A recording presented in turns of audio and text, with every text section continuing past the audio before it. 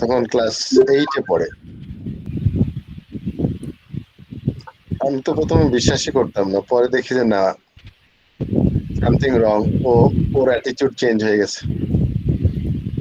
আমার আব্বাকে প্রচন্ড ভয় পেত সবাই, আর হঠাৎ করে আব্বার গালে দিয়েছে চড়, আবার সেটা আবার আমার সামনে।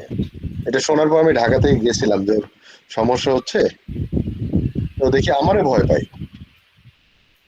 পরে আব্বাকে যখন চড় দিছে, আমি ওরে এমন জোরে একটা চড় দিছি, এরপর থেকে ওই জিন আমারে দেখি ভয় পায়, যেই আমার নাম বলে জিন পালায় এক চড় খেয়ে।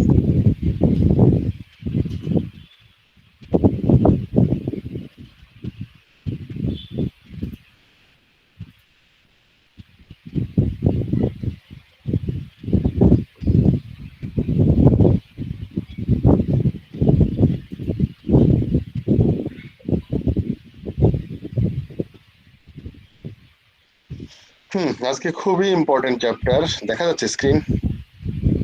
Yes, sir. জি স্যার।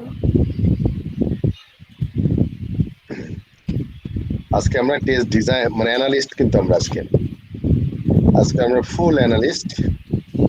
আমাদের কাজ হচ্ছে টেস্ট কেস ডিজাইন করা। স্যার একটু নড়চড়ে বসি স্যার। হ্যাঁ। আপনারা যারা এখন টেস্ট কেস ডিজাইন করেন, কোন রকম মেথডিক্যাল অ্যাপ্রোচ ছাড়াই হয়তো হিউরিস্টিক উপায়ে, অথবা মনে হলো যে এই কটা টেস্ট কেস ডিজাইন টেস্ট করে ফেলি, তাই না? ইনপুট কিছু দিয়ে নিজের মতো করে মনের খুশিতে ঠেলাই যত খুশি করতে থাকেন, তাই না? এরকম। আচ্ছা, বাট এটা টেস্ট কেস ডিজাইন হচ্ছে কোনো হাইপোথিসিস না, এটা একটা কন্ট্রোলড প্রসেস। কেন কন্ট্রোল প্রসেস? যে নাম্বার অফ টেস্ট কেস কতগুলো হবে, এগুলো অঙ্ক করে ডিফাইন করার মতো। এটা এমন না যে আপনার মনে হলো এই কটা করি যথেষ্ট হয়েছে বলে কোনো কথা নাই। আসলে আমাদের লক্ষ্য উদ্দেশ্য থাকবে হচ্ছে 100% কাভারেজ করা লাগবে। তার মানে এমন কোনো এরিয়া থাকবে না যেন আনটেস্টেড থাকে। আমরা যেমন গত চ্যাপ্টারটিতে আমরা লাইফ সাইকেল আমরা দেখছিলাম মডেল গুলাতে, যে এমন কোনো কোড থাকবে না যেটা যেন আনটেস্টেড থাকে, এরকম যেন না হয়। সো আমাদের লক্ষ্য উদ্দেশ্য হচ্ছে 100% কাভার করতে হবে, কিন্তু তার সাথে আরেকটা লক্ষ্য উদ্দেশ্য হচ্ছে মিনিমাম কয়টা টেস্ট কেস দিয়ে সম্ভব 100%। হ্যাঁ, মিনিমাম কয়টা টেস্ট কেস, ম্যাক্সিমাম অনেকগুলো করতে পারি, এটা আসলে গাধার খাটনি হবে, অনেকবার একই কাজ করলে তো লাভ নাই। সো আমার কাভারেজ করতে হবে অ্যাটলিস্ট, যেমন আমি যদি বলি আমি ঢাকা শহরের রাস্তায়, সমস্ত রাস্তায় মিনিমাম একবার করে সাইকেল সাইকেল চালাবো আমি। তো সাইকেলের চাকা যদি আমার ঢাকা রাস্তায় মিনিমাম একবার করে যেতে হয়, তাহলে আমি ধরলাম যে এক মাথা থেকে আরেক মাথা একবার গিয়ে আবার ফিরে আসার চাইতে একটা টেস্ট কেস। এরকম করে কতবার গেলে সব রাস্তাগুলা একবার করে কাভার হবে।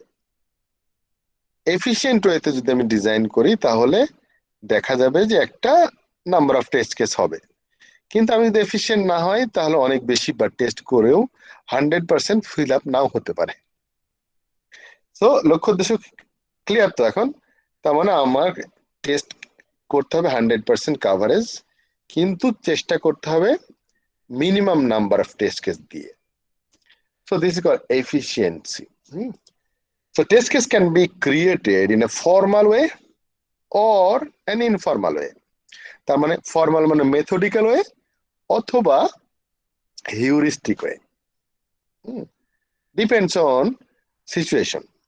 যদি আমাদের যথেষ্ট সময় থাকে, তাহলে আমরা ফর্মাল ওয়েতে টেস্ট কেস ডিজাইন করব। আর যদি ওরকম যদি যথেষ্ট সময় না থাকে, অথবা এক্সপার্টাইজ না থাকে, অথবা লোকবল না থাকে, তাহলে আমরা হয়তো বা ইনফর্মাল ওয়েতে যেতে পারি, বাট সেটা কিন্তু সবসময় প্রযোজ্য না।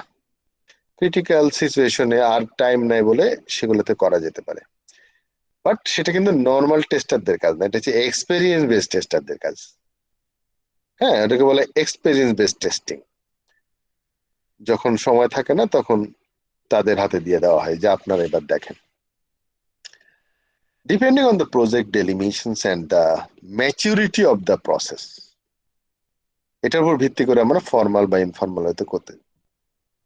Test case should be traceable, প্রত্যেকটা টেস্ট কেস যেন ট্রেস করতে পারে আমি না, তার মানে প্রত্যেকটার ওই যে আমরা টেমপ্লেটে দেখছিলাম আইডেন্টিফিকেশন নাম্বার, তাই না? আইডেন্টিফিকেশন নাম্বার থাকতে হবে একটা, যাতে করে ইজিলি ট্রেস করা যায়। সো দেখেন, আমরা যদি একটা টেস্ট কেস ডিজাইন করতে চাই, তো টেস্ট কেস যেখান থেকে পাবো তাকে নাম বলা হয় টেস্ট বেসিস। সেই টেস্ট বেসিস থেকে আমরা টেস্ট কেস করি। এই টেস্ট কেস গুলাকে বিভিন্ন সুটে ভাগ করি, বিভিন্ন রকম ভাবে, তাই না? সিনারিও বলে যেটা, এগুলোতে ভাগ করি বা টেস্ট সিকোয়েন্সে ভাগ করি। হুম। তো এখন আমরা দেখি যে টেস্ট কেস যখন রিকোয়ারমেন্টস থেকে আমরা নিই, তখন যেসব টার্মিনোলজি গুলো দরকার, প্রথম কথা হচ্ছে টেস্ট অবজেক্ট। টেস্ট অবজেক্ট মানে কি? টেস্ট অবজেক্ট মানে হচ্ছে যেটাকে আমি টেস্ট করতে চাচ্ছি। Test object can be a software, test object can be a document. হ্যাঁ, test object can be a design. তারপর টেস্ট কন্ডিশন, কোন অবস্থার উপর ভিত্তি করে আমি এক এক রকম অবস্থায় এক এক রকম টেস্ট করা যায়। আবার একই টেস্ট বিভিন্ন অবস্থায় বিভিন্ন রকম হয়ে যেতে পারে।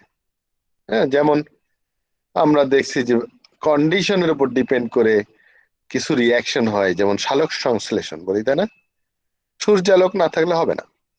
ফটোগ্রাফি যখন আমরা করি তখন কিন্তু অন্ধকার না থাকলে হবে না।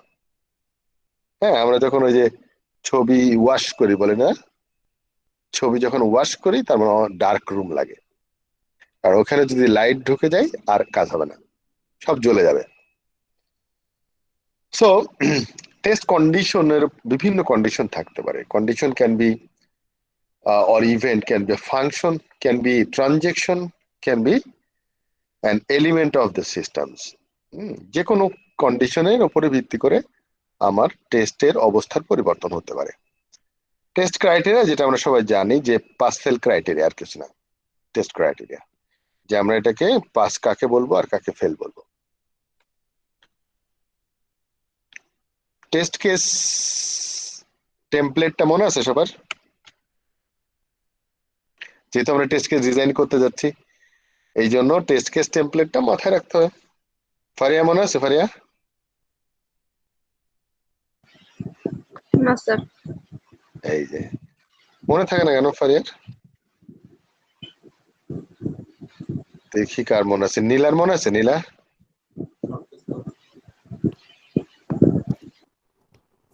স্যার মনে করতে হবে। মনে করতে হবে। তারপরে কার মনে আছে? আফিয়ার মনে আছে? টেস্ট বলেন। ডিজাইন কি কি টেস্ট কেস টেমপ্লেট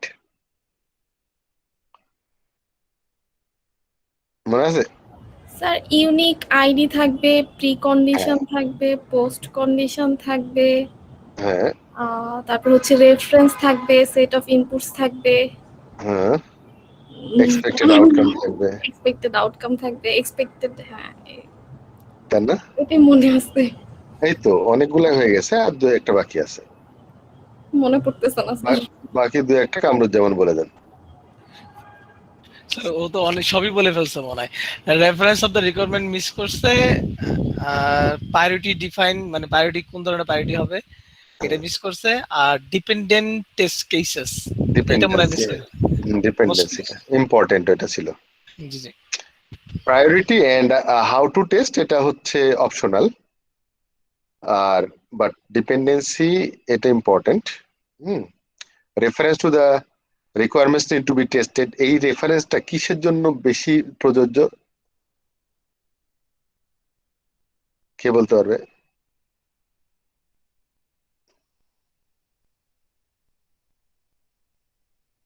দুইটা পয়েন্ট অফ ভিউতে যদি আপনারা বলতে পারেন তাহলে আমরা বুঝবো যে দারুণ ভাবে বুঝছেন। একটা হচ্ছে রেফারেন্স, হ্যাঁ, নিড কি বলে, reference to the requirements need to be tested, আর একটা হচ্ছে dependency on other test case.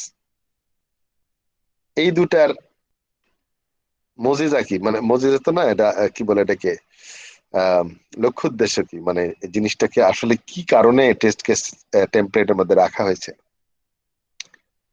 দেখি কার মাথায় কত বুদ্ধি। স্যার রিকোয়ারমেন্ট সাথে রেফারেন্স রাখা হচ্ছে কারণ এটা হচ্ছে একটা আমাদের ট্রেসিবিলিটি আর কি। হ্যাঁ ট্রেসিবিলিটি বুঝলাম, হ্যাঁ এটা তো বোঝা যাচ্ছে ট্রেসিবিলিটি কেন দরকার কি, কারণ কোন স্যার জায়গায়। এই টেস্ট কেস থেকে যদি আমার বাগ প্রডিউস হয় সেটা হ্যাঁ। থেকে আমি কিন্তু রিভার্ট ব্যাক করে একদম রিকোয়ারমেন্ট পর্যন্ত চলে যেতে পারবো, বাগ থেকে টেস্ট কেস থেকে রিকোয়ারমেন্ট, সেখান হ্যাঁ, থেকে একদম শেষ পর্যন্ত হ্যাঁ এটা বুঝলাম। এইটা ট্রেসিবিলিটি থাকে যে আসলে ওই বাগটা কোন জায়গায় প্রডিউস হয়েছে বা কোন রিকোয়ারমেন্টের সমস্যা। না সেটা তো না, আমি এই টেস্ট কেসে যদি কোনো সমস্যা হয় তাহলে কোন কোন রেফারেন্স বলছে, কি reference to the requirements need to be tested. ও আচ্ছা, রেফারেন্স হ্যাঁ এটা কি কি মিন করে, মানে কি। স্যার এটা কি এরকম না, মানে ইউজার আইডি লগইন দিলাম, দেওয়ার পরে আমার ড্যাশবোর্ড আসলো, রেফারেন্স কি ড্যাশবোর্ডটা না, মানে এরকম কিছু না না না স্যার? না না না, মানে হচ্ছে আমি যেটা বলতে যাচ্ছি এই টেস্ট কেসে, যে কোনো একটা টেস্ট কেসে যদি রেফারেন্স দেওয়া থাকে, কি রেফারেন্স, যে আমার এই টেস্ট কেস যদি টেস্ট করার পরে কোনগুলা টেস্ট করা উচিত, যদি আমার এটা কোনো ফিক্স করি আমি, তাহলে কোন কোন রিকোয়ারমেন্টস গুলা টেস্ট করা উচিত, নিড টু বি টেস্টেড, এটা কি রিফ্লেক্ট করে। এটা কি স্যার অর্ডার রিফ্লেক্ট করে আর কি, আমাদের ধরেন আমরা কোন মানে আমাদের টেস্ট যে টেস্ট এক্সিকিউশনটা কিভাবে সাজাবো, যে কোন টেস্ট কেসের না সেটা আপনি এটা আবার অন্য আরেকটাতে আছে, এটা এটা এটা হচ্ছে হ্যাঁ ইন্টিগ্রেশন। না ইন্টিগ্রেশন না, একটা খালি একটা ওয়ার্ডটা বললেই হয়ে যেত না, সেটা হচ্ছে রিগ্রেশন। ও When a reference to the requirements need to be tested, it reflects the regression. তার মানে যারা ভালো টেস্ট কেস ডিজাইন করে তাদের রিগ্রেশনে এই পয়েন্টটা না থাকলে সে রিগ্রেশনে হাত নিয়ে মরবে অন্ধকারে। হ্যাঁ yes. হ্যাঁ আর ফোরকান যেটা বললেন সেটা হচ্ছে ডিপেন্ডেন্সি। পরেরটা বলছি মনে হয় স্যার। হ্যাঁ পরেরটা dependency to the other test cases, মানে হচ্ছে এটা আসলে কোনটা রিফ্লেক্ট করে, যদি আমি বলি dependency on other test case, তার মানে আরেকটা টেস্ট কেসের উপরে এই টেস্ট কেসটা ডিপেন্ডেন্ট, তার মানে হচ্ছে ওইটা টেস্ট কেস না করে আমি এটা টেস্ট করতে পারবো না। এটা কি মিন করে এটাতে, মানে কি রিফ্লেকশনটা পাওয়া যায়, কোথায় ইমপ্লিকেশনটা বোঝা যায় এটার। এটা রিগ্রেশন তো বোঝা যায় না, এটা না রিগ্রেশন এটা না, এটা না এটা তো রিগ্রেশন বোঝা যায় না আর কি স্যার। এটা হচ্ছে ধরেন মানে আমার টেস্ট স্যুট বানালে স্যার আসলে আমি হ্যাঁ টেস্ট স্যুট কারেক্ট হয়ে গেছে, বাস টেস্ট স্যুটের জন্য লাগে এটা, তার মানে হচ্ছে আচ্ছা চেইন রিঅ্যাকশনের মতো হবে, একটার পর আর একটা যেন তখনই স্যুট হয়। ওগুলো আবার অটোমেট যদি করা হয় তাহলেও তো হ্যাঁ টেস্ট অটোমেশনের জন্য এটা খুব জরুরি। গুড। হাসমত আলী আজকে চুপচাপ কেন? স্যার আছে। আচ্ছা ওকে, এই স্লাইডটা আমরা এর আগেও দেখেছিলাম তাই না, বাট তখন অতটা বুঝি না, এবার আমাদের একেবারে প্রত্যেকটা ধরে ধরে করতে হবে। আমার এই যে এতগুলা টেস্ট কেস ডিজাইনের ভিতরে প্রথমে ব্ল্যাক বক্সে 5টা, এই 5টাই আমাদের সিলেবাস আছে। এক্সপেরিমেন্ট টেস্টিং খালি এক লাইন লেখা আছে কিন্তু এটাও অনেক বড়। এরপর হচ্ছে হোয়াইট বক্স, সেটাও অলরেডি 4টা কাভারেজ নিয়ে এই চ্যাপ্টার 5। স্ট্যাটিকটা অলরেডি হয়ে গেছে, স্ট্যাটিকটা আমরা পার হয়ে আসছি, এখন আমরা ডাইনামিক আছি। আমরা test case design techniques or dynamic testing. হ্যাঁ ডাইনামিকের মধ্যেই কিন্তু ব্ল্যাক বক্স হোয়াইট বক্স সবই আছে। দেন ব্ল্যাক বক্স মানে কি, ব্ল্যাক বক্স শব্দটা কোথায় শুনছি প্রথম? স্যার ওই যে প্লেনে থাকে আর কি। হ্যাঁ প্লেনে থাকে, তার মানে হচ্ছে অন্ধকার বাক্স যেটা যেন কেউ না দেখতে পায়। হ্যাঁ ব্ল্যাক বক্স মানে হচ্ছে আই ডোন্ট ওয়ান্ট, মানে আমার কোনো ইন্টারেস্টই নাই ভিতরে কিভাবে কাজ হচ্ছে এটা বুঝতে চাওয়া। হ্যাঁ আমার মানে অ্যাটিটিউডটা এরকম, আপনাকে বলছি কাজ করতে, কাজ করে নিয়ে আসেন, কিভাবে করবেন না করবেন আপনার ব্যাপার, ঠিক আছে, আমি শুধু রেজাল্ট চাই। আমরা ইনপুট দিব আর আউটপুট আসবে, আউটপুট চেক করব। হ্যাঁ আমরা শুধু রেজাল্ট দেখতে চাই, কিভাবে করবেন আপনার হেডেক। তো ব্ল্যাক বক্স হচ্ছে the tester looks the test object as a black box. So internal structure of the test object is irrelevant or unknown. exe file compile করা আমাকে সোর্স কোড লেখার সুযোগই নাই, ভিতরে ইন্টারনাল প্রসেসও জানার দরকার নাই। আমি এখানে একটা ক্লিক করলে কোথায় কোথায় কি ইফেক্ট কেন হয় সেগুলো আমার জানার দরকার নেই। ইউজার পয়েন্ট অফ ভিউ থেকে আমি একটা ওয়েবের একটা ফর্মের মধ্যে ক্লিক করেছি, ও কোথায় কোথায় দিয়ে যে কোত্থেকে ডাটা নিয়ে এসে দিছে সেটা আমার হেডেক না, আমি দেখবো ক্লিক করলে হয়েছে কিনা। So testing is of input output behavior বলা হয়। So black box testing is also called functional testing or specification oriented testing বলা হয়। So শুধু ব্ল্যাক বক্স না, আমাদের আরো দুটা নাম পাওয়া গেল।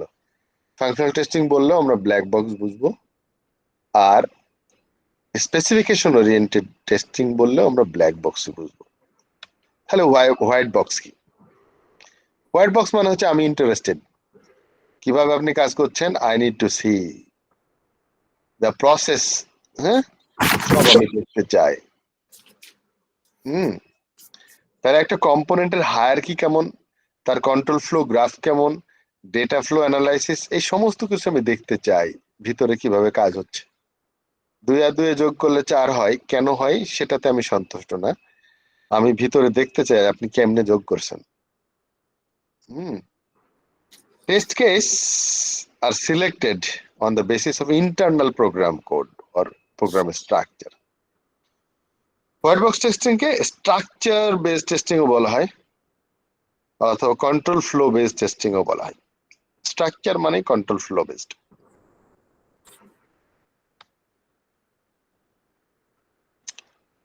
সো স্পেসিফিকেশন বেসড মেথড বলছে white box, sorry black box, structure based হচ্ছে হোয়াইট বক্স, আর এক্সপেরিয়েন্স বেসড হচ্ছে ব্ল্যাক বক্স। তেমন দুইটা ব্ল্যাক বক্স। দেন ফার্স্ট প্রথমটা ছিল আমার কাছে ইকুইভ্যালেন্স ক্লাস পার্টিশন, দ্বিতীয়টা হচ্ছে বাউন্ডারি ভ্যালু অ্যানালাইসিস, এরপরে state transition testing, decision table, use case based testing. এই 5টা ব্ল্যাক বক্স আমরা পড়ব। প্রথমটা হচ্ছে EC, equivalence class. Class class মানে কি মাসফি? গ্রুপ মানে দল। গ্রুপ, দল, হ্যাঁ একটু আমি এটা শ্রেণী বিন্যাস করছি, তাই না? শ্রেণী, বাংলাতে শ্রেণী বলা হয়। হ্যাঁ, একটা গ্রুপিং করা। তো বিভিন্ন ধরনের ক্লাসিফিকেশন আছে আমাদের, অনেক রকম ক্লাসিফিকেশন, এটা অনেক ডাইনামিক, হরদম ক্লাসিফিকেশন করা যায়। আমি যদি হিউম্যানকে ক্লাসিফাই করতে থাকি, তো প্রথম একদম ব্রডার সেন্স আমরা বলবো নারী আর পুরুষ দুটা ক্লাস, তাই না? যেটাকে আবার আমি যদি আবার এমন বলি যে এজের ক্লাসিফিকেশন, মানুষের বয়সের উপর ভিত্তি করে বিভিন্ন ধরনের ক্লাস আছে। যেমন আমরা বলি শিশু, এরপরে বলি বাল্যকাল, তাই না, বালক, তারপরে বলি কিশোর, তারপর তরুণ, তারপর যুবক, তারপরে হচ্ছে প্রৌঢ়, তারপর বৃদ্ধ। সো এরকম করে আমরা ক্লাসিফিকেশন করেছি। হ্যাঁ, তো ধরে নিলাম যে এরম এত বয়সের একটা, তার মানে কি এই ক্লাসিফিকেশনটা হচ্ছে নিউমেরিক্যাল ভ্যালুর রেঞ্জের ক্লাসিফিকেশন, না এত থেকে এত পর্যন্ত। হ্যাঁ, আমি ধরলাম যে শৈশবকাল হচ্ছে 1 থেকে 6 বছর পর্যন্ত, 7 থেকে 10 বছর পর্যন্ত বালক, তারপরে 11 থেকে 14 পর্যন্ত ধরলাম কিশোর, তারপরে 15 থেকে 18 পর্যন্ত, না 24 কি বলে 23 পর্যন্ত হলো, না 24 পর্যন্ত তরুণ, এরপরে হচ্ছে 25 থেকে 40 পর্যন্ত যুবক। তারপরে কত ধরবো, 41 থেকে 60 প্রৌঢ়, এরপর 60-এর উপরে হচ্ছে বৃদ্ধ, ধরা যায় না? ডিপেন্ড করে এথনিসিটির উপরে। আমাদের দেশের 50 বছর বৃদ্ধ হয়ে যায়, আবার ফার্স্ট ওয়ার্ল্ড গুলাতে মানুষজন খুব শক্তি সামর্থ্য বেশি থাকে, 80 বছর বয়সেও কি বলে ইয়াং হয়ে ঘুরে বেড়াচ্ছে না। 50 বছর বয়সে একজন মারা গেল বলে বাচ্চা ছেলে মরে গেল। তো এনিওয়ে, তার মানে আমরা ক্লাসিফিকেশন দেখতে পেলাম দুই ধরনের, একটা হচ্ছে রেঞ্জ ভ্যালুস, আরেকটা ক্লাসিফিকেশন ফিক্সড ভ্যালু বা একটা কি বলে একটা কনস্ট্যান্ট ভ্যালুর উপরে। যেমন আমি বললাম যে দুইটা ক্লাসিফিকেশন, নারী আর পুরুষ, এটা কোনো রেঞ্জ নাই তো, তাই না? এটা তো একটা ফিক্সড ভ্যালু, সিঙ্গেল ভ্যালু বলা হয়, তাই না? তো এই দুই ধরনের ক্লাসিফিকেশন আমাদের আছে। তো আমাদের এই ক্লাসিফিকেশনটা আমরা কেন করছি এই জন্য যে আমরা ইনপুট ভ্যালু নিয়ে কাজ করছি। আমরা ইনপুট আউটপুট বিহেভিয়ার না, আমাদের কিন্তু এক্সপেক্টেড আউটপুট নিয়ে কোনো চিন্তা নাই। আমাদের চিন্তা হচ্ছে সমস্ত ইনপুট নিয়ে, কারণ এর এক্সপেক্টেড আউটকাম তো আমরা পাবো আর মিলাই দেখবো বাস। কিন্তু আমাদের সব থেকে বেশি চিন্তা হলো যে আমি কত রকমের ভ্যালু দিয়ে, ইনপুট দিয়ে আমি টেস্ট করব। তাহলে ইনপুট ভ্যালুগুলোকে যদি ক্লাসিফাই করি, সেটার উদ্দেশ্যে আসলে এই equivalence class partitioning test design technique করা হয়েছে। তো এখানে কিছু রুলস আছে, রুলস গুলা হচ্ছে যে ক্লাসিফিকেশনের ভ্যালুগুলার, সেটা হচ্ছে প্রত্যেকটা ক্লাসের একটা কমন বিহেভিয়ার থাকবে, তাই না? 1 থেকে 6 বছর বাচ্চাদের আচরণ আর 25 থেকে 40 বছর বাচ্চাদের আচরণ কি একরকম হবে? মাসপি আবার বলছে বাচ্চা, তাও আবার বলে হ্যাঁ, তাই না? 25 থেকে 40 বছর বাচ্চাদের আচরণ কি একরকম হবে? হবে না। সো এটা হচ্ছে এই এই এই ইয়েগুলা থাকে, কমন বিহেভিয়ার থাকতে হবে। So equivalence class may not overlap or may not contain any gap. তার মানে আমি যদি বলি যে 1 থেকে 5 পর্যন্ত হচ্ছে শৈশব আর 7 থেকে 10 পর্যন্ত বালক, তো এই 6 বছরের বাচ্চারা কই যাবে? পানিতে পড়লো না? এইরকম গ্যাপ থাকা যাবে না। আবার এমন থাকা যাবে না যে 1 থেকে 7 পর্যন্ত শৈশব আর 7 থেকে 10 পর্যন্ত 7 দুই শ্রেণীতে পড়ে গেছে না, এরকম হওয়া যাবে না। এটা হচ্ছে রুলস। এখন আমরা দেখি যে এই ইসি, দুই ধরনের ইসি আছে, একটা হচ্ছে ইনভ্যালিড ইসি আর একটা হচ্ছে ভ্যালিড ইসি। এরকম আমার যে expected values, range of values, সেগুলোর ভিতরে যদি পড়ে তাহলে আমরা বলবো ভ্যালিড ভ্যালু এগুলো। আর যদি ওর বাইরে পড়ে যায়, আউটসাইড বাউন্ডারি, তখন বলবো যে এটা ইনভ্যালিড ডাটা, তাই না? একটা মানুষের বয়স আমি বললাম -5, তো বলবে যে এটা আবার কি, মানুষের বয়স কিন্তু -5 হয় নাকি? এটা ইনভ্যালিড ডাটা, তাই না? সো মানুষের বয়স কখনোই মাইনাস হয় না, সবসময় পজিটিভ ভ্যালু হয়। 0 কি হয়? বয়স কি 0 হয় কারো?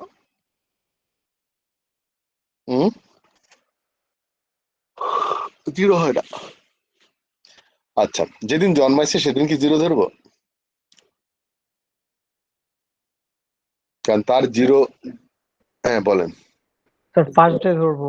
0 ইয়ার হইতে পারে, কিন্তু স্যার কোনো মানে নাম্বার ফিগার তো 0 হবে না কখনো। ওটা স্যার সেকেন্ড হইলেও হবে। হ্যাঁ, আমি যদি বলি কত বছর বয়স, তখন আর বছর না বলে মাসে বলে দেয় বা দিনে বলে দেয়, তাই না? বাট তারপরেও এনিওয়ে আমি মাইনাস হবে না, অ্যাটলিস্ট 0 হলে হলো, অসুবিধা নেই। তো আমার যে কোনো কিছুর এই রেঞ্জ গুলাকে আমার ভাগ করা থাকবে, সেটা হচ্ছে ভ্যালিড দিক, ইনভ্যালিডও থাকবে। তো ভ্যালিডের থেকে ইনভ্যালিড সাধারণত একটু বেশি হয়। যেমন আমি যদি বলি ডিসকাউন্ট, ডিসকাউন্ট সাধারণত পার্সেন্টেজে দেয়, তাই না? 10% ডিসকাউন্ট, তো 10% ডিসকাউন্ট, ডিসকাউন্ট কত পার্সেন্ট থেকে কত পার্সেন্ট হতে পারে বলেন তো?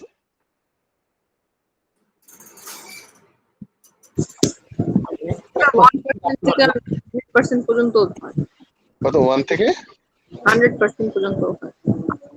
আচ্ছা, 1 থেকে 100 সবাই কি একমত? 100% এর বেশিও তো পসিবল। 100% দেয়া তো মোর দেন 0 থেকে 100। মোর দেন 0, তার মানে 1 থেকে 0 একই তো কথা, 1 থেকে 100, না, তাই না? 0.5 ও তো হইতে পারে। হ্যাঁ 0.5। আচ্ছা, তার মানে আরেকটা পাওয়া গেল 0.5 তো হতে পারে। তাহলে আসলে ডিসকাউন্ট হতে কি 100, কারণ আমি যদি 0% ডিসকাউন্ট দিই তার মানে ডিসকাউন্ট দিচ্ছি না, তাই না? বাট 0% তো ডিসকাউন্ট, অবশ্যই ডিসকাউন্ট একটা 0%। তাহলে 0 কি নাম্বার না? অবশ্যই নাম্বার।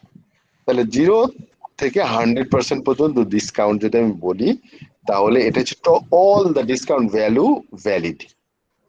কিন্তু আমি যদি বলি -10% ডিসকাউন্ট, কেউ খুশি হয়ে যাবে শুনে, -10% ডিসকাউন্ট মানে উল্টা আবার 10% টাকা দিয়ে দিতে হবে, এটা কি ডিসকাউন্ট হয়? এখন যদি আমি বলি যে 110% ডিসকাউন্ট, পাগল হয়েছেন? মানে আমি ফ্রিও দেবো আবার উল্টা আবার 10% টাকা দিয়ে দেবো না, রিক্সা ভাড়া, দয়া করে আপনি কিনতে আসছেন। ইভ্যালির মতো না, ইভ্যালি।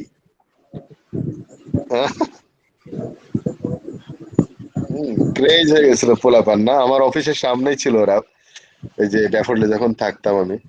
আরে আমার পোলাপানের প্রোগ্রামাররা, স্যার ডিসকাউন্ট দিচ্ছে, কি লাগবে আপনার বলেন। আমরা তোমাদের যা লাগে লাগুক, আমার লাগবে না। হ্যাঁ, কারণ এরা পাগলের মতো ঘুরতেছে, এরা ধরা খাবে। আমার কথা তখন তারা গুরুত্ব দেয় নাই। আচ্ছা, এনিওয়ে, তার মানে আমার মোটামুটি বোঝা গেল যে ইকুইভ্যালেন্স ক্লাস কি জিনিস। ধরে নিলাম একটা এক্সাম্পল, 25 to 60 এজ।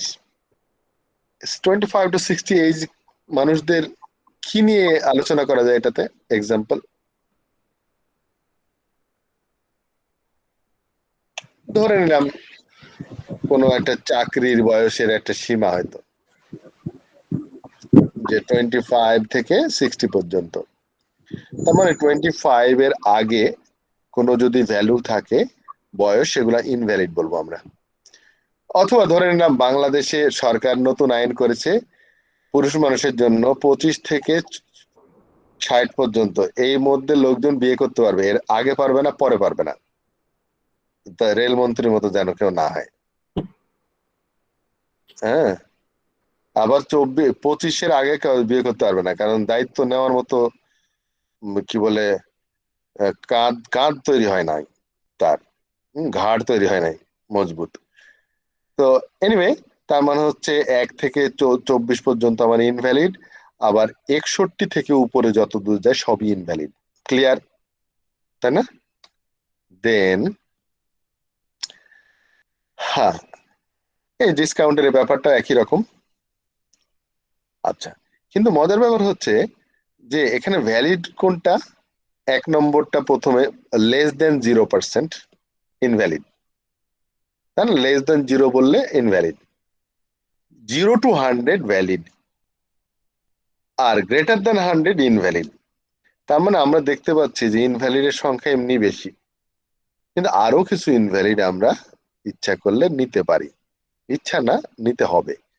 যেমন নন নিউমেরিক্যাল ভ্যালু। হ্যাঁ, আমি দিয়ে দিলাম এবিসিডি।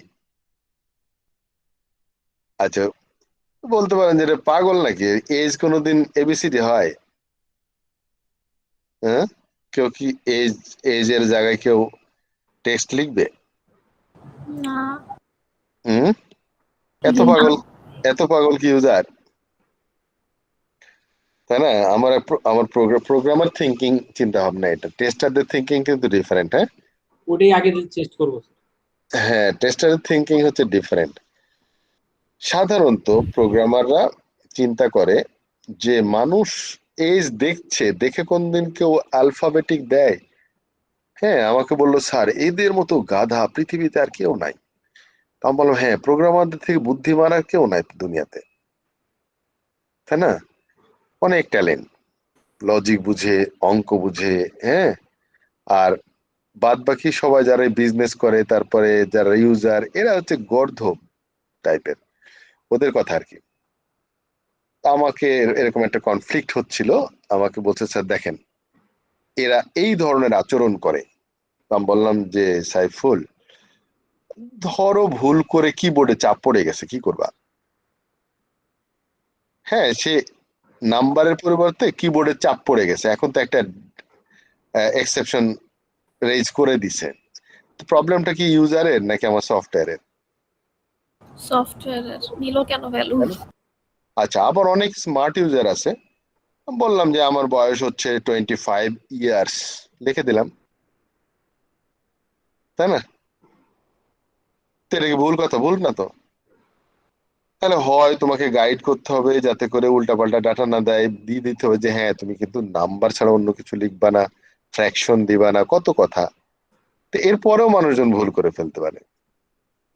তাহলে আমাদের কি করতে হবে? আমাদের এখানে অবশ্যই ভ্যালিডেশন দিতে হবে, ফ্রন্ট এন্ডে ব্যাক এন্ডে সব। বলেন। ছোট্ট একটা এই ব্যাপারে কেস শেয়ার করি। এরকম এই ভ্যালিডেশনে এমন এক পর্যায়ে মানে ডেভেলপারের সাথে কনফ্লিক্ট না, মানে সে হলো নাম্বার ফিল্ডে ধরেন সব কিছু আমাদের যত নাম্বার টাইপগুলো আছে সবগুলো ভ্যালিডেট করে দিচ্ছে। করে দেওয়ার পর আর কি কেস আছে, এখন ইউজারকে আমি ধরেন আমি ইউজারকে এমন ওই ফিল্ডে এরকম ইউজার ভুলও যাতে ভুল না করতে পারে, ভুলেও যেন ভুল না কথা। ভুল না করতে পারে এরকম একটা মানে ফিল্ড ওটা। সো আমরা কিবোর্ড লক করে দিলাম, ইউজার লিখবে নাম্বার ছাড়া কিছু শিখে না, জানলা। তারপরে কিন্তু করতে পেতে পারে আমরা কি করলাম, যদি এটা হয় তাহলে শুধু আর কিছু কপি করে পেস্ট করতে পারে বলে। হ্যাঁ, সো আমরা এক্সেল শিটে কপি করলাম টেক্সট, দেখি যে পেস্ট করা যায়, কারণ ওইটা ভ্যালিডেট করা হয়নি। পরে ওইটাকে আমরা ইনভ্যালিডেট করলাম যে যাতে কপি করে সে কিছু পেস্ট না করতে পারে, যাতে নাম্বারই লিখতে পারে। এরকম স্যার এরকম আমরা এটা শুরু ওই কেসটা মনে পড়লো যে আসলে কোন লেভেল পর্যন্ত ইউজার আসলে মিস্টেক না হলেও করতে পারে। হ্যাঁ, এখন ধরুন আমরা তো সেপারেশন অফ কনসার্নের যুগে চলে আসছি। আমরা ফ্রন্ট এন্ডের ভ্যালিডেশন ফ্রন্ট এন্ডে দেবো, ফ্রন্ট এন্ডের লোকদের উপর বিশ্বাস করে ব্যাক এন্ডে বসে থাকবে না, তো ব্যাক এন্ডের কাজ ব্যাক এন্ডও ভ্যালিডেশন দেবে। সো ডাবল চেক করতে হবে সব জায়গায়। আর আমরা টেস্টাররা এগুলা সবই টেস্ট করে দেখব কে কতটুকু ভ্যালিডেশন চেক দিতে পারে। আর আমরা খালি পেনিট্রেশন করব, কোন জায়গা দিয়ে কি বলে আমি লিক খুঁজে পাই। তো এটার জন্য আমাদের যে জিনিসটা দরকার সেটা হচ্ছে ম্যাক্সিমাম ইনভ্যালিড টেস্ট কেস দিয়ে টেস্ট করা। এই জন্য দেখেন মাত্র এমনিও নর্মালি আপনি ওয়ার্ল্ডের দিকে বা আমাদের যে মানে প্রাত্যহিক জীবনের দিকে তাকায় দেখেন, ভ্যালিড বা সত্য একটাই হয়, কিন্তু ইনভ্যালিড বা মিথ্যা অসংখ্য হয়। সো আমাকে এমন ভাবে চেক দিতে হবে যাতে করে আমার তো প্রোটেকশনের ব্যবস্থা মিথ্যা থেকে না, সত্য থেকে তো বাঁচার দরকার নাই। সত্য তো আমি ওয়েলকাম করি, কিন্তু আমার মিথ্যা থেকে বাঁচতে গেলে আমাকে রোবাস্ট সিস্টেম তৈরি করতে হলে আমাকে সেরকম বর্ম পরিয়ে দিতে হবে আমার সিস্টেমকে, যাতে করে কেউ কোনোভাবেই যেন আমাকে কাট না করতে পারে। তো এটার জন্য most probable invalid test case গুলা চিন্তা করা উচিত, যেমন নন নিউমেরিক্যাল ভ্যালু, তারপর নাম্বার ইজ টু বিগ। আপনি বললেন যে ইন্টিজার ভেরিয়েবল ধরেছেন, আচ্ছা জানেন ইন্টিজার ভেরিয়েবলের ম্যাক্সিমাম সাইজ কত?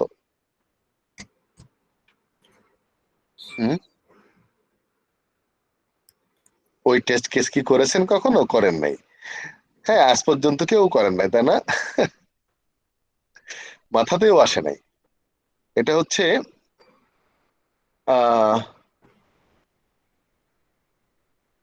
400 বিলিয়ন প্লাস আর কি। সো 400 বিলিয়ন প্লাস এরকম একটা নাম্বারের আবার করা লাগে না? হ্যাঁ, লাগতে পারে, তাই না? যদি বলেন যে আমি বিশ্বের সব থেকে ধনী লোকদের একটা ডাটাবেস বানাতে চাই, এখন তো আপনি তো চিন্তা করলেন যে দিয়ে দিচ্ছেন, এখন তো বিল গেটস এর ধরেন $4,000 বিলিয়ন, আপনি তো স্টেট ওয়েতে আপনার একটা ডিজিট কম। সো আপনি টেস্ট করে দেখলেন যে ওইটা ধরে না বিল গেটস এর অ্যামাউন্টটা আপনার ইন্টিজারে, সো হবে না। সো আপনার কি করতে হবে? আপনি বলবেন যে নো, এটা অ্যাকসেপ্টেবল হওয়া লাগবে এই ভ্যালুটা। এখন কি করতে হবে? ভেরিয়েবল চেঞ্জ করো, ডেটা টাইপ চেঞ্জ করো, লং দিয়ে দাও, আনসাইন্ড লং দাও, যাতে বিলিয়ন বিলিয়ন বিলিয়ন নিতে পারে। ওকে, নন সাপোর্টেড ফরম্যাট অফ নাম্বার, যদি আমি ইন্টিজার রাখতে চাই কিন্তু ফ্লোট নাম্বার দিয়ে দিলাম, অথবা এই ধরনের ফ্লোট অ্যান্ড ইন্টিজারের মধ্যে ব্যাপক পার্থক্য কিন্তু, হ্যাঁ, সাইন্টিফিক নোটেশনস গুলা ই টু দি পাওয়ার সামথিং, হ্যাঁ, এই সমস্ত বিষয়গুলো চলে আসলে ক্র্যাশ করবে সিস্টেম। তো আমাকে ওইভাবেই টেস্ট করতে হবে। দেন ওটাই আর কি এক্সপ্লেনেশন দিল, ভ্যালুগুলা কি হতে পারে এক্সাম্পল সহ। দেন এরকম হতে পারে অনেকগুলা ভ্যালিড, যেমন আমাদের কি বলে যে গ্রেডিং সিস্টেম, না, গ্রেডিং সিস্টেম 40 to 45 ডি, হ্যাঁ, 46 to 50 হচ্ছে সি, এরকম করে গ্রেডিং সিস্টেম করা হচ্ছে না, এ প্লাস পর্যন্ত। সো তার মানে কি দাঁড়াচ্ছে, তার মানে হচ্ছে অনেকগুলা ভ্যালিড ক্লাস। যেমন এখানে ভ্যালিড ক্লাস হচ্ছে 0 to 15 একটা valid class, 16 to 50, 51 to 85, then 86 to 100, all are valid. So এরকম রেঞ্জ গুলো নিয়েও আবার ছোট ছোট সাব ক্লাস করা যায়। তার মানে হচ্ছে 0 থেকে উপরে 100-র নিচে যতগুলা সাব ক্লাস করা যায় সেগুলো এক একটা ক্লাস, বাট ভ্যালিড ক্লাস সবই। কিন্তু ইনভ্যালিড কোন জায়গায়, 0-র নিচে 100-র উপরে। ওকে, দেন আমরা নাও যে কোনো একটা ভেরিয়েবলের আমরা কিভাবে আসলে টেস্ট কেস ডিজাইনের দিকে মুভ করব।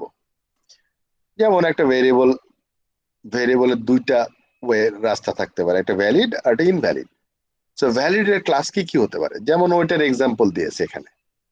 ভ্যালিড কোনটা, 0 to 15, তারপর 16 to 50, 51 to 85, দেন 86 হওয়া উচিত এখানে, 86 to 100। এগুলো সবই ভ্যালিড বাট আলাদা আলাদা ক্লাস। সো আমরা বলছি EC1, EC2, EC3, EC4, 4টা ভ্যালিড ক্লাস আছে, এবং 4টা ভ্যালিড ক্লাসের রিপ্রেজেন্টেটিভ নেওয়া হয়েছে, ক্লাসের মেম্বার, তাই না। 0 to 15 মানে হচ্ছে যে কোনো একটা ভ্যালু তো নিতে হবে ওখান থেকে, একটা রিপ্রেজেন্টেটিভ বলা হয় এই জন্য। তারপর 10 হচ্ছে আমার একটা রিপ্রেজেন্টেটিভ। আর কি রিপ্রেজেন্টেটিভ হতে পারে EC1 এ,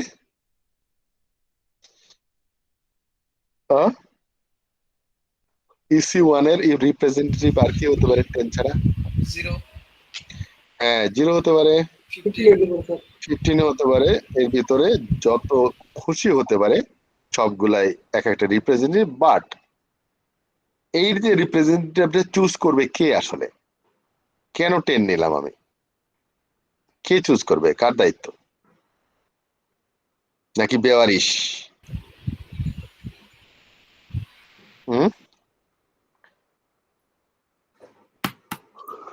কে চুজ করবে? অ্যানালিস্ট চুজ করে দেবে। টেস্টারের ক্ষমতা নাই, সে 11 দিয়ে টেস্ট করার মতো ক্ষমতা তার থাকবে না।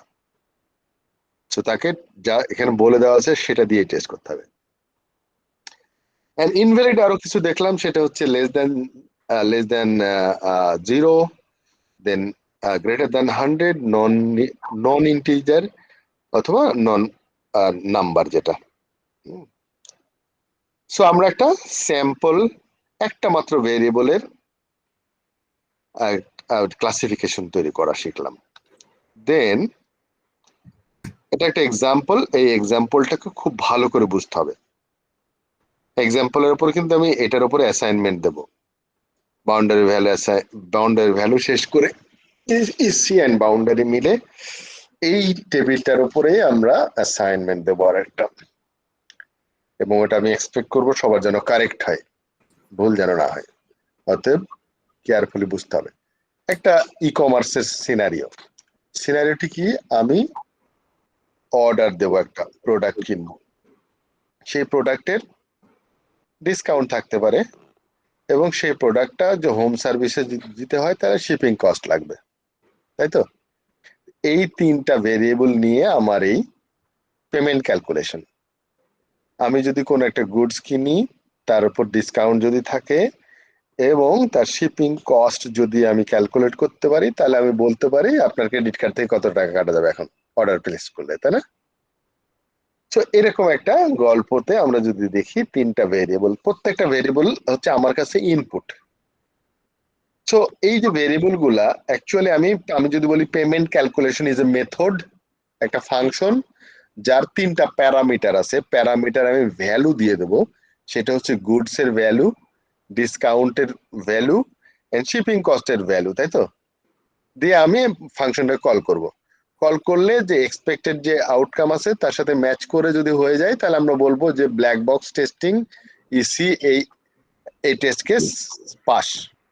এরপর আমি আবার আর অন্য রকম সেট ভ্যালু দিয়ে করব। কত রকম ভ্যালু দিয়ে করব? একটা তিনটা আছে গুডস এর ভ্যালু, তারপর ডিসকাউন্ট, এটা কতবার দেব? আমি কি 0 থেকে 100 পর্যন্ত ডিসকাউন্ট বারবার টেস্ট করব 100 বার? আমি কি দুনিয়াতে যত নাম্বার আছে গুডস এর ভ্যালুর জন্য চুজ করব? সো মাথায় রাখতে হবে যে আমার এই ভ্যালুগুলার ক্লাসিফাই করা যায়। কি ক্লাসিফাই? হ্যাঁ, আমরা টেস্ট করতে গেলে মনে করি যে আসলে এর ক্লাসিফাই মানেই হচ্ছে পজিটিভ গুলা দিয়ে আমি করবো, মাথার মধ্যে নেগেটিভ জিনিস থাকে না, তাই না? বাট আমাদেরকে নেগেটিভ বেশি করতে হবে। আমরা দেখি প্রথমটা গুডস এর ভ্যালু, যেটা প্রাইস গুডস এর, সেটা হলো, আর এখানে ইসির নাম্বার গুলো দেখেন 1 1 1 2 1 3। এবার ডিসকাউন্টে শুরু করছে 2 নম্বর ভেরিয়েবল, যার জন্য ইসি 1 2 3 4 পর্যন্ত দিছে, সরি ইসি 2 1 2 2 2 3 2 4 এরকম ভাবে দিছে। জাস্ট একটা নিউমেরিক বা ক্লাসিফিকেশনটা এমন ভাবে করছে যাতে ক্লিয়ারলি বোঝা যায় যে কত নম্বর ভেরিয়েবলের কত নম্বর ক্লাস। সো আমরা প্রথমটা দেখি, যে কোনো প্রোডাক্টের ভ্যালু সাধারণত 0 থেকে উপরে হয়, মাইনাস হয় না। 0 কেন হয়? 0 হতে পারে যদি স্যার আমি কোনো সেল দেই বা একটা সাথে একটা ফ্রি দিয়ে দিতে পারি, তখন তো ওটার একটা এন্ট্রি বসাতে হবে। আচ্ছা, আর ম্যাক্সিমাম কত একটা ভ্যালু হতে পারে একটা প্রোডাক্টের সেটা আমি জানি না, অতএব এটা আমি আর বাউন্ডারি উপরে দিতে পারছি না। সো আমার একটা ক্লাস হচ্ছে গ্রেটার দ্যান ইকুয়াল টু 0, তার মানে কোনো প্রোডাক্টের value greater than equal to 0 হতে পারে, তার মানে এটা আমার ভ্যালিড ক্লাস। বোঝা গেল? এখানে একটাই ভ্যালিড। কেন একটা ভ্যালিড? কারণ হচ্ছে 0 থেকে উপরে, আবার কি সবই তো, যত ভ্যালিড নাম্বার আছে সবই হচ্ছে 0 থেকে 0 উপরে। সো এবার আমরা দেখি যে দ্বিতীয় ইনভ্যালিড টেস্ট কেস কি, লেস দ্যান 0, কোন প্রোডাক্টের ভ্যালু লেস দ্যান হতে পারে না। দেন নন নিউমেরিক্যাল ভ্যালু দিলাম, আর একটা নাম দিয়ে দিলাম। এটা দিয়েও আরেকটা টেস্ট কেস বানানো গেল। তার মানে টেস্ট কেস কি আসলে প্রত্যেকটা ভ্যালুর যে ক্লাসিফিকেশন করছে এটা কি টেস্ট কেস? না, এগুলো হচ্ছে ক্লাস। কিন্তু একটা টেস্ট কেসের মধ্যে কিন্তু 3টা ভেরিয়েবল দিয়ে আমাকে টেস্ট করতে হবে। এমন না যে খালি গুডস এর ভ্যালু দিয়ে আমি টেস্ট করব, এখন আর ডিসকাউন্টের দিকে তাকাচ্ছি না, এরকম না ব্যাপারটা। ব্যাপারটা হচ্ছে 3টা ভ্যালু দিয়ে আমাকে টেস্ট করতে হবে। ডিসকাউন্টটা মোটামুটি আলোচনা হয়ে গেছে এর আগে, তাই না? ক্লাসগুলা এর মধ্যে একটা ভ্যালিড আর বাদ বাকি সব ইনভ্যালিড। বলেন।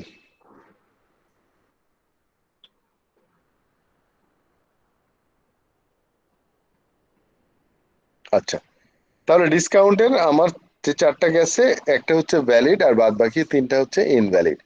শিপিং কস্ট আসেন, শিপিং কস্টটা হচ্ছে এরকম ধরে নিছে যে ধরেন ঢাকার ভিতরে 19 টাকা, চাল ডালের মতো করে, হ্যাঁ, ঢাকার ভিতরে 19 টাকা, আর ঢাকা ডিভিশনে হলে 29 টাকা। আর ঢাকা ডিভিশনে যে কটা জেলা আছে সেটাতে অল্প কস্টে ইয়ে করে দেওয়া যায়। আর ঢাকা ডিভিশনের বাইরে যদি হয় 49 টাকা সারা বাংলাদেশ। তো এই হচ্ছে আমাদের ভ্যালিড কি বলে শিপিং কস্ট। কি আসতেছে এখন? মেহেদির সময় হলো এখন আসতে।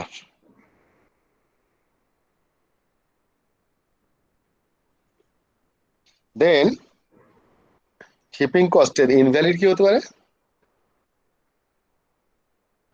ওই 3টা ক্লাসের বাইরে হলেই ইনভ্যালিড। হ্যাঁ, ওই 3টা বাইরে হলেই, তার মানে হচ্ছে এটা কি রেঞ্জ ভ্যালু নাকি ফিক্সড ভ্যালু? ফিক্স। এই এক্সাম্পল ফিক্সড দাও আছে। ফিক্সড ভ্যালু, এটা রেঞ্জ ভ্যালু না। আচ্ছা, তাহলে এই হচ্ছে আমার মোটামুটি। আর এই যে স্ট্যাটাস বলে দিয়েছে ভ্যালিড ইনভ্যালিড, আর হচ্ছে রিপ্রেজেন্টেটিভ নিয়েছে। এর আগে আমরা বললাম না রিপ্রেজেন্টেটিভ লাগবে প্রত্যেকটা ক্লাসের। তো প্রত্যেকটা ক্লাসের একটা করে রিপ্রেজেন্টেটিভ লাগবে। এনি কোশ্চেন বলেন? Sorry for late. Any question so far? Clear কিনা? স্যার রিপ্রেজেন্টেটিভটা কি আমরা মানে যে কোনো নাম্বার দিতে পারি ওই রেঞ্জের মধ্যে? হ্যাঁ, তাই তো নেব।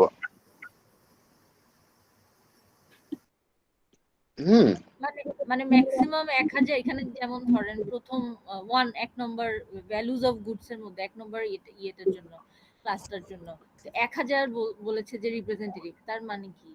তার মানে 1000 একটা ভ্যালু নিয়েছে। ওটা হচ্ছে আমার এই যে ক্লাসটা কি ছিল, ডেফিনেশনটা কি ক্লাসের? এখানে ক্লাস হচ্ছে কি 0 চেয়ে বড় হতে হবে অথবা সমান। 0 থেকে বড় হতে হবে না, 0 থেকে সমান অথবা বড় হতে হবে। জি জি। ওই জন্য এখন 1000 কি 0 থেকে শুরু করে তারপর না?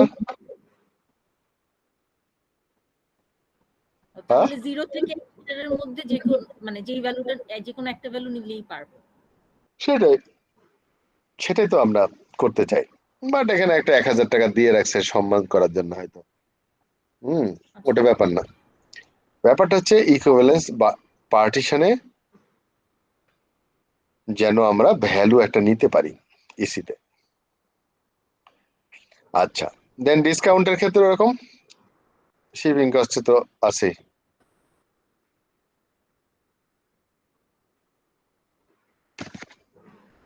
দেন সরি, তাহলে আমার এটা নিয়ে আর কোনো প্রশ্ন নাই, তাই তো?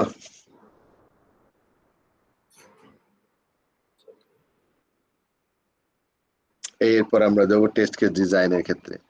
টেস্ট কেস করার সময় দুইটা জিনিস মাথায় রাখতে হবে। একটা হচ্ছে ভ্যালিড আর একটা ইনভ্যালিড এর জন্য। দুইটা দৃষ্টিভঙ্গি একটু আলাদা হবে।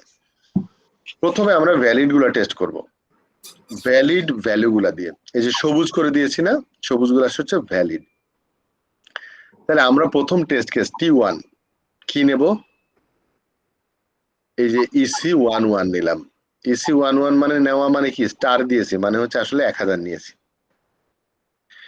আর ডিসকাউন্ট থেকে নিলাম হচ্ছে কত নেব? 10% নিয়েছি, কারণ রিপ্রেজেন্টেটিভ ভ্যালিড 10%।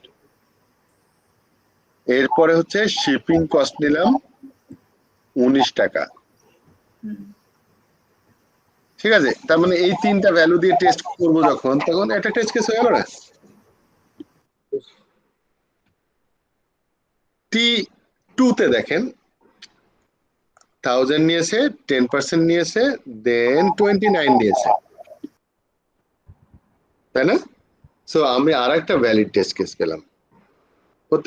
এটা কিন্তু ভ্যালিড টেস্ট কেস দুটো, আমি কোনো ইনভ্যালিড ডাটা দিয়ে করতেছি না। এবার T3 তে দেখেন, T3 তেও বলছে 1000, 10%, দেন 49, তাও ভ্যালিড। সো এই টেস্ট কেস কটার বাইরে ভ্যালিড টেস্ট কেস করা সম্ভব? আর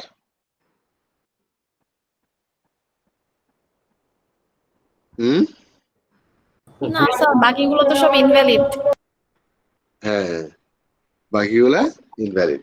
দেন এইবার আমরা ইনভ্যালিড নিয়ে চিন্তিত, আমাকে দেন টেস্ট করতে হবে। তাহলে ইনভ্যালিড এর একটা ক্রাইটেরিয়া আছে, একটা রুলস আছে, সেই রুলসটা মেনটেন করতে হবে আমাদের। কোনটা? এট এ টাইমে দুইটা ইনভ্যালিড ডাটা নিতে পারবো না আমি। এট এ টাইমে দুইটা ইনভ্যালিড ভ্যালু নিতে পারবো না। কেন পারবো না? তাহলে স্যার দুইটাই যে ইনভ্যালিড ওটা নাও বোঝা যেতে পারে, যে একটার জন্য যে ওটা ইনভ্যালিড হয়েছে ওটা আরেকটা আমরা স্কিপ করে যাব। কামরুজ্জামান কি বলছিলেন?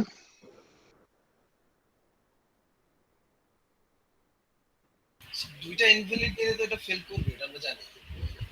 না, ফেল করবে তো জানি, ফেলটা করাটাই তো হচ্ছে এখানে পাশের কাজ। মানে আমি কোনো ইনভ্যালিড ডাটা নিয়ে যদি পাস করে আসি মানে আসলে ফেল, আর আমি যদি ইনভ্যালিড ডাটাগুলো নিয়ে যদি ফেল হয় তাহলে সেটা হচ্ছে পাস, কারণ এটাই তো এক্সপেক্টেড, ফেল হতে হবে। কিন্তু আমার প্রশ্ন ছিল যে এই দুইটা নিলে ফেল তো করবে, একটা নিলেও ফেল করবে, দুইটা নিলেও ফেল করবে, তিনটা নিলেও ফেল করবে, বাট দুইটা নিতে নিষেধ করা হচ্ছে কেন একসাথে? স্যার কোনটার কারণে ফেল করলো সেটা তো বোঝা যাবে না। হ্যাঁ, কোনটা কারেক্ট আমি আইডেন্টিফাই করতে পারবো না কার দোষ। দুইজনে মিথ্যা কথা বলে, কে যে সত্যি কথা বলে সেটা তার বোঝাই যাবে না। তো দেখেন T4 কি নিলাম, প্রথম ইনভ্যালিড নিয়েছি একটা EC12 যেটা, সেটা -1000। দেন কি করেছি আমি, বাদ বাকি সবগুলা, বাকি দুটা কিন্তু ভ্যালিড ডাটা নিতে হয়েছে আমাকে। হ্যাঁ, T4 এর দিকে তাকায় দেখেন, প্রথমটা ইনভ্যালিড নিয়েছে আর বাদ বাকি কিন্তু সবুজ রেখার মধ্যে পড়ে আছে। তার মানে এট এ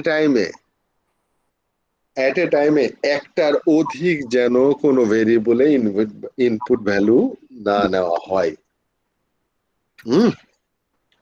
T4 এর দিকে তাকায়, T5 এর দিকে তাকায় দেখেন, এই যে TC13 নন নিউমেরিক্যাল ভ্যালু, হ্যাঁ নন নিউমেরিক্যাল ভ্যালু, বাদ বাকি কোনো ভ্যালিড নিয়েছে। সো অ্যাজ ইট ইজ এরকম যে যখনই আপনি ডিসকাউন্টের এই যে 2 নিয়েছেন, তার মানে হলো আপনার গুডস এর ভ্যালু ভ্যালিড নিতে হবে এবং শিপিং কস্ট ভ্যালিড নিতে হবে। ঠিক আছে, এটা বোঝা গেছে?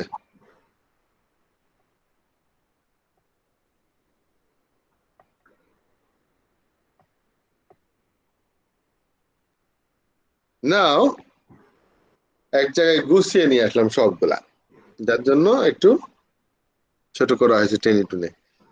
T1 থেকে T10 পর্যন্ত যদি আপনি তাকিয়ে দেখেন, দেখবেন খুব সুন্দরভাবে সবগুলা কাভার হয়েছে। প্রথমে 3টা নিছি ভ্যালিড, তারপর নিছি ইনভ্যালিড একটা, বাকি দুইটা ভ্যালিড। এরকম করতে করতে একদম শেষ মুহূর্তে, একদম শেষে 10 নম্বর টেস্ট কেসে দেখা গেল যে এই নন নিউমেরিক্যাল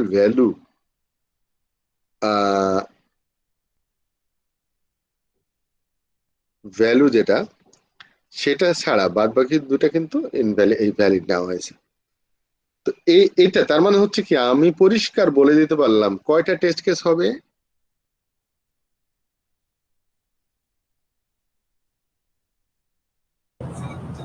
দশটা। হ্যাঁ, 10টা। তার মানে এখন আর হাইপোথিসিস থাকলো? এখন যদি আপনাকে বলে যে টেস্ট কেস ডিজাইন করতে হবে, আপনি দেখেন খুব সহজেই করে ফেলতে পারবেন না? সে প্যাটার্নটা জানা দরকার।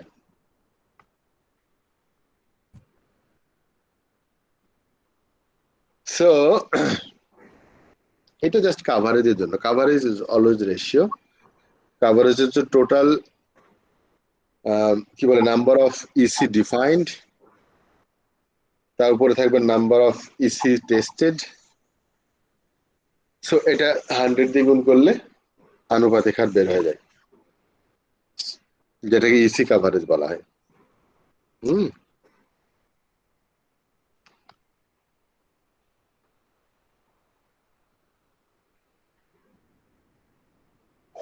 তাহলে ইসি শেষ আমাদের। এনি কোয়েশ্চেন ইসি নিয়ে?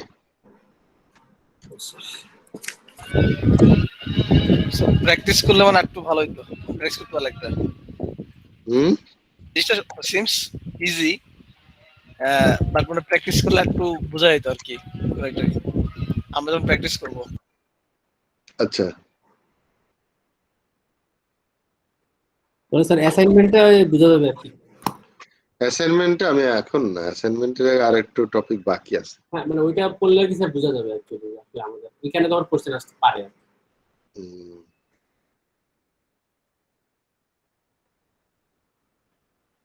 হুম,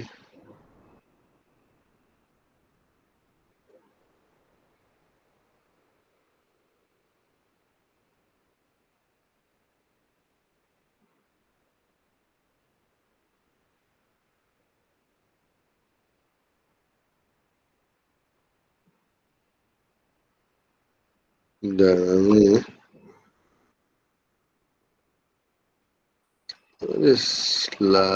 আমি পিডিএফ এ ক্লিক করছি, কি ওপেন হয় না কেন, বসে আছি।